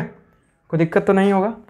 तो यहाँ से ये चीज़, ये रिलेशन आता है जो आपको यूज करना होगा। अब जरा से देखिए, इसमें जो आर था स्टार्टिंग वाला कितना था, R is equal to rho into l divided by कितना था, ए था। लेकिन इसमें चेंज कर जाने के बाद में आर डैश जो है वो rho into l dash divided by क्या हो गया, ए डैश हो गया। ये रो जो है वो आपका मटेरियल के प्रॉपर्टी पे, टेम्परेचर पे डिपेंड करता है। यहाँ पे टेम्परेचर वगैरह किसी तरह का प्रभावित ना हुआ, चेंज ना हुआ, ठीक है, तो ये चेंज नहीं हुआ, ऐसे ही कैसे ही है। अब जरा से देखिए इसमें, अगर इस क्वेश्चन में आपको बोल दिया जाए कि लेंथ को क्या कर दिया गया है, उसको लेंथ को खींच करके पहले से कितना कर दिया गया, दोगुना कर दिया गया। कितना कर दिया गया, दोगुना, है ना। तो इसका जो रेजिस्टेंस है वो कितना गुना हो जाएगा, तो जरा से देखिए इस फॉर्मूला से, यहाँ से आप a dash is equal to a into l divided by l dash लिख सकते हैं ना। इस फॉर्मूला को यहाँ पे अप्लाई, तो a dash is equal to a into l divided by कितना, एल डैश। ए बराबर कितना है, ए है, एल है अपना, अब एल डैश कितना हो चुका है, तो 12 हो चुका है। एल से एल कट चुका है, तो ए बराबर कितना आ गया, है ना, ए जो है वो कितना आ चुका है, ए डिवाइडेड बाई 2, मतलब उसका एरिया जो है वो क्या हो चुका है, आधा हो चुका है। अब इसमें उठा के डालिए आप, तो r dash is equal to आ चुका है इसमें, आर डैश बराबर इसमें आ चुका है रो इंटू एल डैश कितना हो जाएगा, 2l हो जाएगा, और ए डैश कितना हो चुका है, तो ए डिवाइडेड बाई 2, तो rho into 2l divided by a into कितना 2 बराबर आ चुका है 2 दूना 4 रो एल बाई ए, और रो एल बाई ए जो है वो क्या है, तो इनिशियल रेजिस्टेंस है। तो आर डैश बराबर आ चुका है 4 इंटू आर। कहने का मतलब कि किसी रेजिस्टेंस का या किसी कंडक्टर का, है ना, किसी कंडक्टर का अगर लेंथ को खींच करके, क्या करके, खींच करके, एक्सटेंड करके डबल कर दिया जाए तो उसका रेजिस्टेंस जो है वो कितना हो जाएगा, तो 4 गुना हो जाएगा। क्या हो जाएगा, 4 गुना हो जाएगा। बहुत क्वेश्चन पूछा जाता है इस तरह से, है ना। चलिए, अच्छा इसमें जो है ना वो ध्यान दीजिएगा कि इसका जो लंबाई है वो घटाया गया, बढ़ाया गया, कंप्रेस करके, एक्सटेंड करके, या तो फिर ऐसे ही कभी कभी ऐसे पूछा जाता है क्वेश्चन कि एक इतना लंबा, है ना, इतना लंबा एल लंबाई का एक कंडक्टर है, उसका रेजिस्टेंस कितना है, आर है, क्रॉस सेक्शन एरिया इसका इतना है, तो बोलेगा क्या कि इसके दोगुने लंबाई का कितना हो जाएगा इसका रेजिस्टेंस। तो इस केस में इसको खींच के लंबा नहीं किया गया है, इसमें बड़ा ही लिया गया है, तो इसका एरिया भी जो है उतना ही है। तो इसका जो क्वेश्चन है वो अलग तरह से बनेगा, ये तो डायरेक्ट बन जाएगा। तो इसमें आर बराबर कितना था, रो इंटू एल डिवाइडेड बाई ए, इसमें एरिया तो कुछ हुआ नहीं, तो आर डैश भी जो है कितना हो जाएगा, रो इंटू, है ना, एल कितना है यहाँ पे 12 हो जाएगा, डिवाइडेड बाई एरिया कितना है, उतना ही है, तो rho L divided by a into कितना 2, तो कितना हो जाएगा ये आर इंटू 2, मतलब कि 2r हो जाएगा, ठीक है। तो इस तरह को क्वेश्चन पे ध्यान देंगे। तो आपको क्या ध्यान देना है इसमें कि कंप्रेस करके या एक्सटेंड करके इसमें किया है कि ना किया, अगर किया तो ए आप लगा करके बना सकते हैं। अगर सिंपली बोल रहा है कि बढ़ा दिया गया डायरेक्ट बिना पतला किए, तो आप यूज कर सकते हैं, बना सकते हैं, तुरंत बन जाएगा ये, इससे आसान क्वेश्चन आपको ना मिलेगा। चलिए, यहाँ पे परसेंटेज वाला भी क्वेश्चन पूछता है, तो परसेंटेज बराबर आपको पता होना चाहिए कि परसेंटेज चेंज जो होता है उसका फॉर्मूला क्या है। जैसे आपको बोल देगा क्या कि आपको लेंथ जो है इतना बढ़ा दिया गया, 20% बढ़ा दिया गया, 50% बढ़ा दिया गया, तो उसका रेजिस्टेंस जो है वो कितना परसेंट बढ़ जाएगा। तो आप यहाँ से बना सकते हैं, जो परसेंटेज चेंज होता है, percentage change is equal to होता है change into 100 divided by initial value होता है ना, इनिशियल वैल्यू होता है। अगर आपको ये वाला फॉर्मूला याद करना होगा तो हिंदी मीडियम वाले इसको ऐसे याद कर सकते हैं, है ना, प्रतिशत लाभ बराबर लाभ गुना 100 बटा क्रय मूल्य, ठीक है। लाभ करने का मतलब कि कितना आपका चेंज हुआ, बदलाव हुआ, है ना, 100 का 100 है। इनिशियल मतलब क्या, क्रय मूल्य। फाइनल रहता है क्या, वो भी क्रय मूल्य रहता है, सेलिंग प्राइस रहता है। तो यहाँ से आप याद कर सकते हैं, निकाल सकते हैं, फॉर्मूला यूज कर सकते हैं। चलिए लास्ट तक बने रहें, थोड़ा सा ज़्यादा है कंटेंट्स तो टाइम तो लगेगा ही, है ना, इतना बड़ा जो टॉपिक है, जो चैप्टर है। चलिए अब हम लोग बात करते हैं क्या, वेरिएशन या तो चेंज इन रेजिस्टेंस, या तो डायरेक्ट देखिए effect of temperature on resistance पर तापमान का क्या प्रभाव होता है। तो इनको हम लोग दो पार्ट में पढ़ेंगे। एक पहला पढ़ेंगे कंडक्टर के लिए, किसके लिए, फॉर कंडक्टर, क्या कंडक्टर, और दूसरा किसके लिए, तो फॉर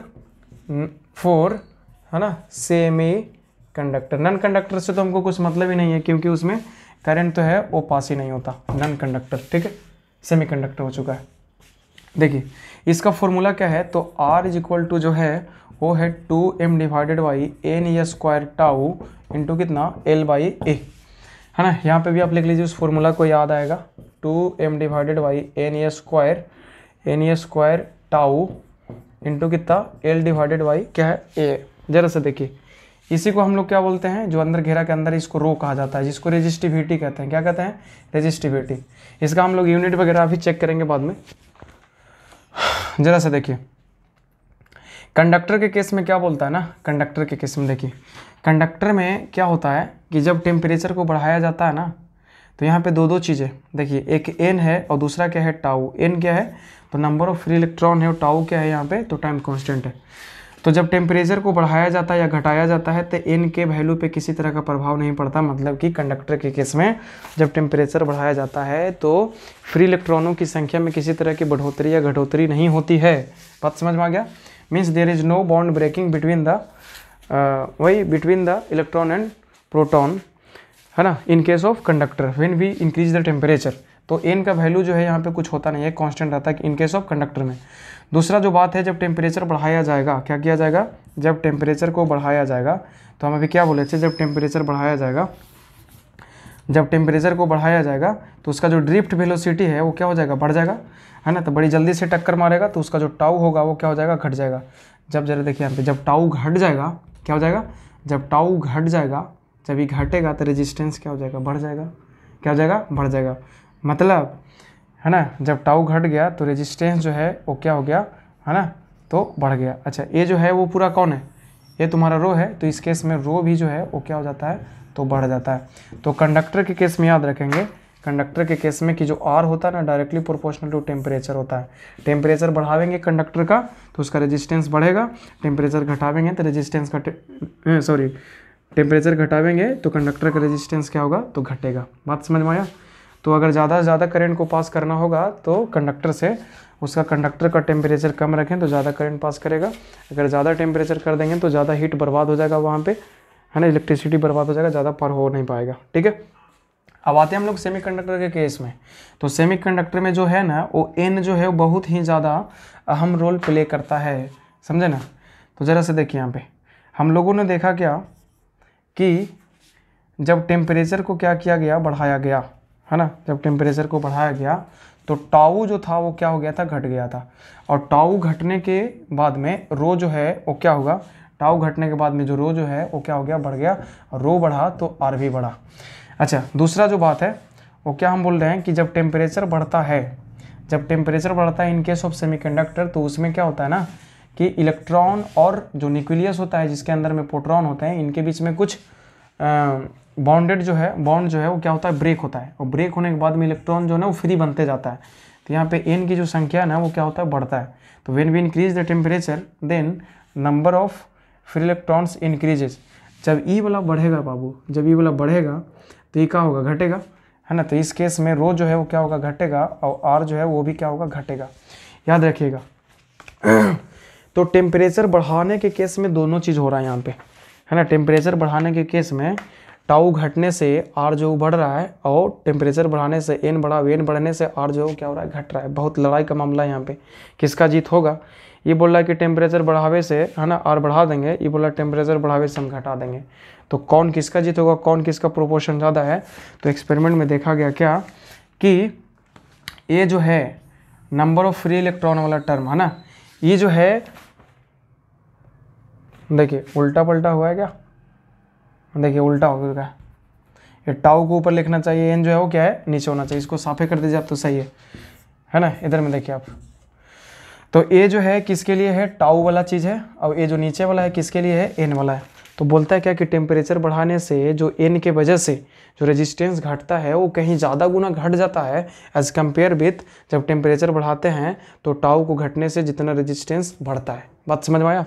मतलब R जो है कहीं ज़्यादा घट जाता है, किसके वजह से, एन को बढ़ने से, किससे, तो टाउ को घटने से जितना जो R बढ़ा था उससे कहीं ज़्यादा ही क्या कर देता है, घटा देता है।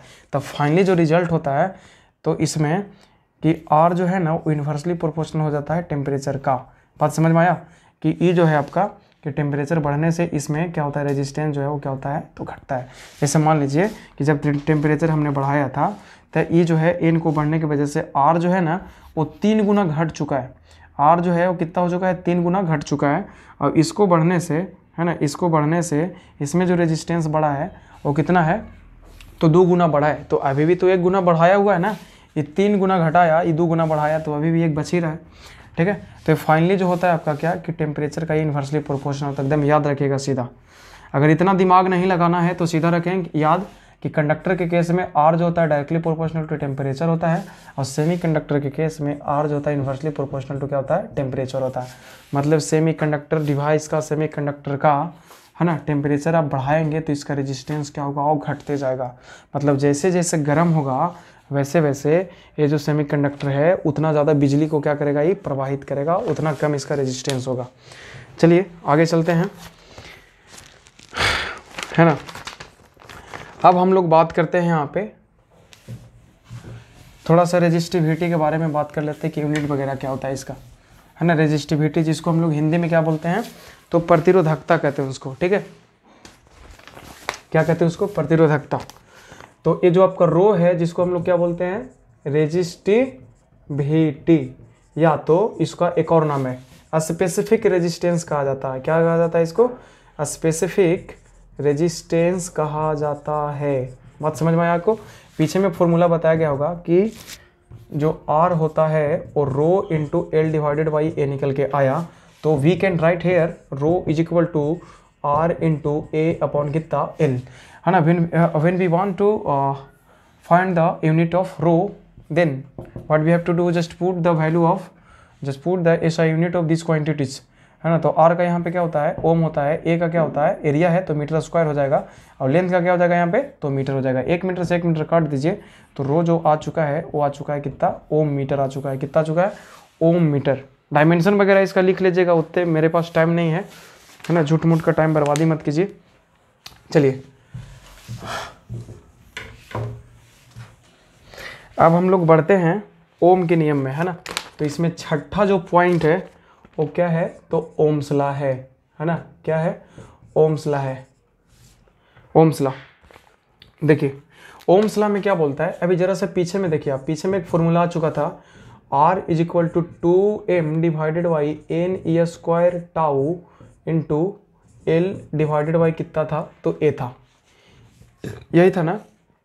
और इसके अगर पीछे में आप चलेंगे तो ऐसा था, ए भी डिवाइडेड बाई आई, भी बराबर आई इंटू आर, हाँ ठीक है, इतना is equal to 2m divided by n e square tau, है ना, इंटू कितना था, ये एल बाई ए था। ये वाला चीज़ आपका मेन था। तो इसमें बोला जा रहा है क्या, इस आई को आप इधर ले आइए, है ना। तो इसमें बोला जा रहा है ना, क्या इसमें बोला जा रहा है, थोड़ा सा इसका डायग्राम वगैरह बना लीजिए आप। देखिए, एक मान लीजिए कि क्या है, यहाँ पे कंडक्टर है जिसको एक बैटरी से क्या किया गया, है ना, कनेक्ट किया गया। अभी जो बैटरी है ना, इसका वोल्टेज हम लोग क्या कर सकते हैं, तो वेरी कर सकते हैं, चेंज कर सकते हैं। इसका रेजिस्टेंस कितना है, आर है, इसे प्लस पॉइंट है ना, प्लस है, टर्मिनल ए माइनस है, तो करंट जो है इस तरह से इसमें क्या होगा, तो फ्लो होगा। इसमें देखा गया क्या कि जैसे जैसे इसमें वोल्टेज को बढ़ाया जाता है वैसे वैसे इसमें जो करंट है वो क्या करता है, इंक्रीज करता है ना। जैसे जैसे हम लोग वोल्टेज क्या करते हैं, बढ़ाते हैं, वैसे वैसे इसमें करंट क्या होता है, इंक्रीज करता है। कब, जब इन सारे क्वांटिटीज़ को, इन ब्रैकेट के अंदर के क्वांटिटीज़ को क्या रखते हैं, स्थिर रखते हैं, कांस्टेंट रखते हैं। तब क्या क्या जरा से देख लीजिएगा, यहाँ पर लड़ाई करने वाला कौन कौन सा है, मुद्दा खड़ा करने वाला, एक एल है, एक ए है, एक टाउ है, और क्या है, तो एक एन है। इतना डिटेल में ओम्स लॉ आपको नहीं मिल पाएगा, है ना, एकदम डिटेल में हम बता रहे हैं, इतना हम ऑफलाइन क्लास में भी नहीं बताए थे। थोड़ा सा देखिए यहाँ पे, तो यहाँ पे ये जो है इस इक्वेशन में एल ए एन टाउ, ये 4 क्वांटिटीज ऐसे हैं जो ए भी को क्या कर देगा, वो चेंज कर देगा। तो बोला गया क्या कि एन टाउ एल और ए, तो ए 4 क्वांटिटी को अगर कांस्टेंट रखते हैं, स्थिर रखते हैं, तब देखा गया कि जैसे जैसे आप वोल्टेज बढ़ा रहे हैं वैसे वैसे इसमें जो ए मीटर के द्वारा, है ना, ए मीटर के द्वारा जो करंट मेजर किया जा रहा है वो वैसे वैसे वैल्यू बढ़ते जा रहा है। कब, जब ये चार क्वांटिटीज कांस्टेंट रहेगा तब, है ना। तो ओम्स लॉ में आप पढ़े होंगे कि एट ए, है ना, फॉर अ फिजिकल कंडीशन, या तो ऐसे करके बताया गया होगा आपको कि at a constant physical condition, बात समझ रहे हैं ना। फिजिकल कंडीशन कहने का मतलब इन सारे क्वांटिटीज को बोला जा रहा है। At a constant physical condition, है ना, एंड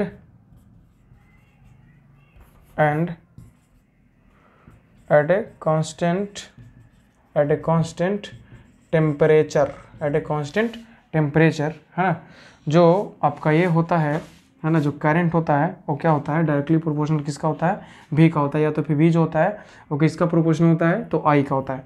तो यहाँ पे लाया गया कि जो ये आपका होगा वो प्रोपोर्शनल हो जाएगा किसका जी, तो I का प्रोपोर्शनल हो जाएगा, ठीक है। करंट का क्या हो जाएगा, वो प्रोपोर्शनल हो जाएगा। जब प्रोपोर्शनल साइन को हटाया गया यहाँ से तो देखा गया क्या कि जो V जो था, है ना, एक कांस्टेंट निकल के आया, एंड दिस इज क्या है, ये R है, और यही जो R है आपका, यही जो R है ये पूरा R है, ये वाला चीज़ ये अंदर में दिख रहा है ना, यही जो आपका क्या है R है, जो क्या है वो कांस्टेंट है।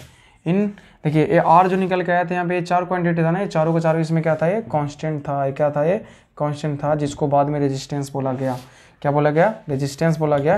And that is equal to 2m divided by n square tau into L divided by कितना A।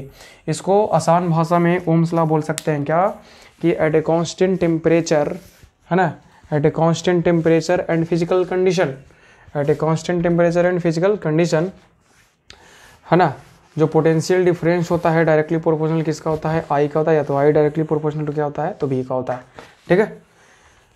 चलिए आगे चलते हैं, इसमें बहुत हो चुका है। इसका ग्राफ भी है, ग्राफ आप लोग पढ़े होंगे। इसमें देखिए ये इनपुट रखा जाता है कहाँ पे, एक्स एक्सिस पे रखा जाता है, क्योंकि वोल्टेज हम लोग चेंज कर रहे थे ना, और आउटपुट यहाँ से क्या मिल रहा था हम लोग को, तो करंट मिल रहा था। तो यहाँ से देखा गया क्या कि जब जीरो वोल्टेज था तो इसमें करंट जो था वो कितना था, जीरो था, तो एक स्ट्रेट लाइन इसमें देखा गया, ठीक है। क्या देखा गया, स्ट्रेट लाइन देखा गया। तो इसका जो स्लोप आता है निकल के यहाँ से थीटा, tan थीटा जो होता है वो क्या होता है, स्लोप होता है, क्या होता है, स्लोप होता है। और tan थीटा जो है यहाँ पे देखिए आप, ये क्या हो जाएगा, I हो जाएगा, और ये जो है वो आपका क्या हो जाएगा, V हो जाएगा। तो I डिवाइडेड बाई क्या हो जाएगा, V, और I डिवाइडेड बाई V, यहाँ से आइए, I डिवाइडेड बाई V को क्या बोलते हैं, 1/r कहते हैं। क्या कहते हैं, 1/r कहते हैं। तो यहाँ जो स्लोप निकल के आ चुका है वो क्या आ चुका है, 1/r, 1/r कहे तो 1 रेजिस्टेंस हो जाएगा, ठीक है। तो ओम्स लॉ में स्लोप क्या देता है, रेसिप्रोकल ऑफ रेजिस्टेंस देता है। क्या देता है, रेसिप्रोकल ऑफ रेजिस्टेंस देता है।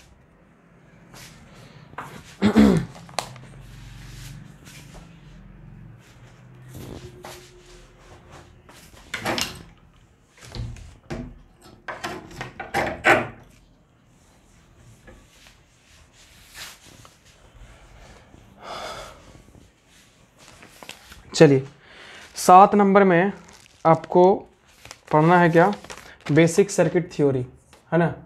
क्या है, बेसिक सर्किट थ्योरी है, बेसिक सर्किट थ्योरी है, ठीक है। इसमें आपको क्या जानना है कि अक्रॉस से बैटरी, कहीं पे भी बैटरी देखेंगे तो higher potential minus lower potential is equal to उसका क्या हो जाता है, तो पोटेंशियल डिफरेंस हो जाता है, ठीक है। उस बैटरी का क्या हो जाएगा, पोटेंशियल डिफरेंस। तो एक क्या हो जाएगा, एक किसके लिए है, तो अक्रॉस ए बैटरी है, क्या है, अक्रॉस ए बैटरी है, ठीक है। अगर एक रेजिस्टेंस आपको मिलेगा इस तरह से, क्या मिलेगा, रेजिस्टेंस मिलेगा, है ना। ये आपका क्या है, हायर पोटेंशियल है, और ये आपका क्या है, तो लोअर पोटेंशियल है। हम लोग जानते हैं कि करंट का जो फ्लो होता है वो हायर पोटेंशियल से लोअर पोटेंशियल की तरफ होता है, हायर पोटेंशियल से किधर होता है, लोअर पोटेंशियल की तरफ होता है। तो इधर से इधर फ्लो हो जाएगा I, है ना। इसका रेजिस्टेंस कितना है, इतना है। तो इसमें हो जाएगा VH minus VL is equal to I into R। ये दोनों जो चीज़ है ना वो KCL और KVL को सोल्व करने में यूज होगा, खास करके KVL यूज करने में हम लोग को मदद मिलेगा, ठीक है। अच्छा, इसमें एक नोट पॉइंट बोल रहा है क्या कि अगर किसी सर्किट को, बेसिक सर्किट को सोल्व करना होगा तो कहीं पे भी जा कर के आप, है ना, किसी भी पॉइंट पे जाके, किसी भी जंक्शन पे जा कर के टेक या एज्यूम, है ना, टेक या तो फिर एज्यूम भी इज इक्वल टू 0 ले सकते हैं, जहाँ पर सबसे ज़्यादा बेनिफिट मिलेगा। क्या मिलेगा? जहाँ पर आपको बेस्ट, सबसे ज़्यादा बेनिफिट मिलेगा, है ना, सबसे ज़्यादा बेनिफिशियल चीज़ होगा, वहाँ पे आपको क्या कर लेंगे हम लोग, v बराबर 0 ले लेंगे। ठीक है, अब हम मान लीजिए कि एक छोटा सा एग्जांपल कर रहे हैं, करते हैं इसमें। चलिए, छोटा सा एग्जांपल है, बढ़िया एग्जांपल है।